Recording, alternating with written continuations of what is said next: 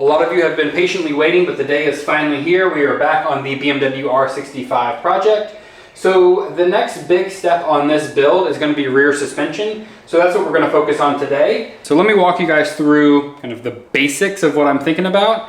So I need to make up a hoop, not too dissimilar from this, that will connect to each one of these heim joints I have, the stock lower shock mounts. So that'll connect to each one of those. It'll end up somewhere, we'll have to play with the angle, but right about there. I'll need to secure the front of this hoop down to the swing arm, the actual kind of pivot point down here, so that that kind of locks everything in. This will be secure. This will move just like this with a swing arm as you go over bumps.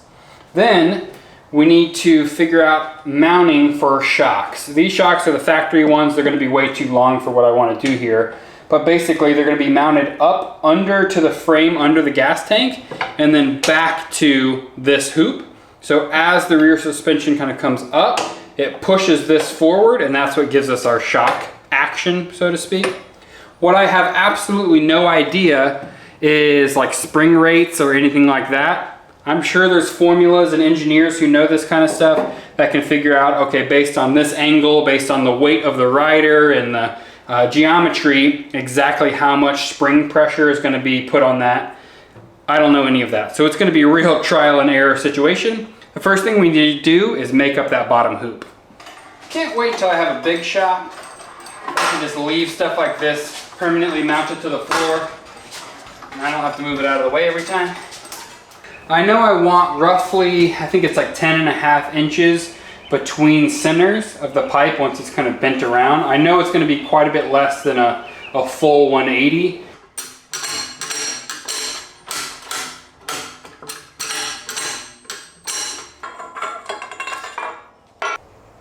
Well, crap. I think we got lucky and I didn't go too far. So that should be good. So what I need to do now is put it up and actually measure right about where these heim joints, the mounting position, the kind of little lip on there, where it lines up with the pipe itself, so we can cut it. Then we can actually slip it on that heim joint and kind of get a feel for what that looks like.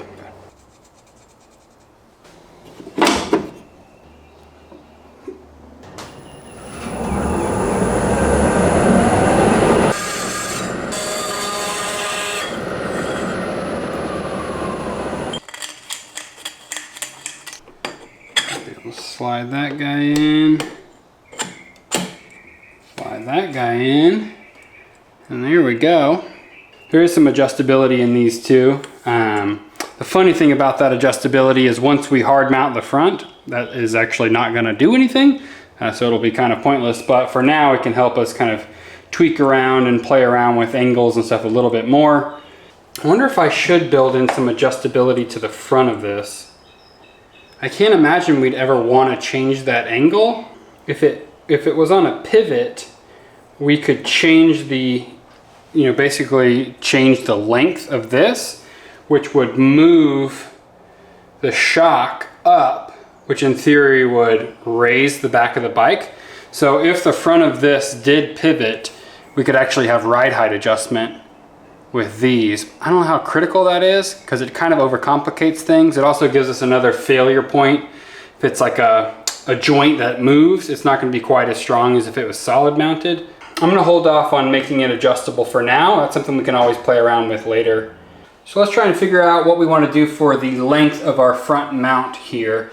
So the main thing I want to make sure we avoid is, if you think about as this rear suspension comes up, and the shock is, say, here, the pivot point is there. What we want to avoid at all costs is the possibility that you hit a big enough bump that they kind of equal out to each other and then go the other direction. I don't know if that makes sense in my mind. It'll probably make sense as this comes together a little bit more, but we want to make sure we build it in a way that the shock can never basically force the swing arm in the opposite direction of travel that we want. I'm thinking something like that would look pretty good. And if we had either one or two shocks kind of coming back at this angle, mounted right here, should be good clearance wise. We'll call it 4.5 inches. You could do a lot with 4.5 inches. I'm going to utilize the mill for this. So this is a 1-inch end mill that I am going to basically run the end of this pipe right into the side of this end mill. That should nicely cope this end of this tube to match up perfectly with that piece we just made. Then I'll need to come 4.5 inches down, and we'll need to punch a hole through this with I think a 1 3/4 inch hole saw.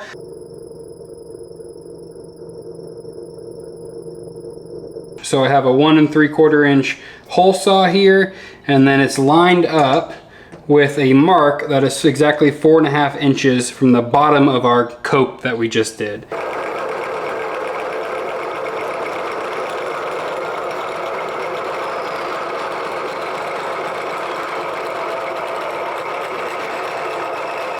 So I'll clean that up with a belt sander.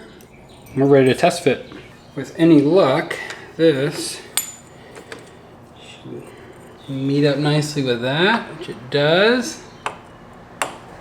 And then, uh-oh, this little bracket is in the way. We're gonna have to cut that off. Got the little tab trimmed, so let's see how we're looking now. Oh yeah, that's much better.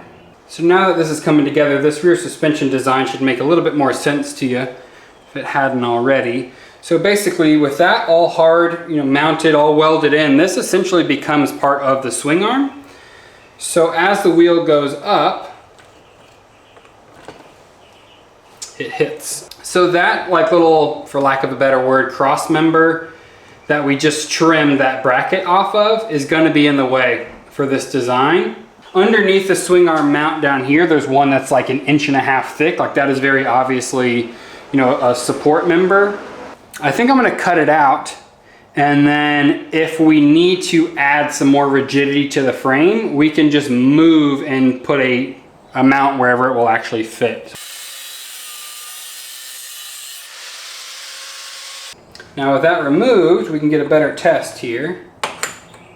Get that all in place somewhere in that general area. Veneers makes no difference right now. So as this rear tire comes up, this section, is nice solid mounted now, is going to just get closer and further away from the main kind of backbone of the bike. See that? So that's where our shock action comes in. So if we mount the shock or shocks onto the top section of this, front pivot secured under the frame, as that tire comes up, this distance gets shorter and further away, which is exactly what shocks are designed to manage. So I looked around in my storage and I don't have any shocks to kind of play around with and test out. Everything I have is like, I don't know, 12, 13, 14 inches, something like, it's for like a Honda. It's not going to fit this build. So I'm going to need to order something, but I want to get a general idea of what to look for. And the more I think about it, the more I'd like to go from the center here up to the center of this, basically directly in between these two frame rails. I'm not sure if you can even see that from that angle, but that'd be pretty easy to notch a piece that can go right in there, and then I can determine how I want to mount the shock whenever we have it. But if I did that, I just need one single shock that's about, call it 9 inches long, imagine. But I don't know what spring rate to go with. I guess I'm just going to look for what shocks are available in that size online and just kind of see if there's a multitude of different spring rates or if they're pretty limited. I found and ordered a shock that is 9 1/4 inches long and is adjustable spring rate between 1,000 and 1,200 pounds.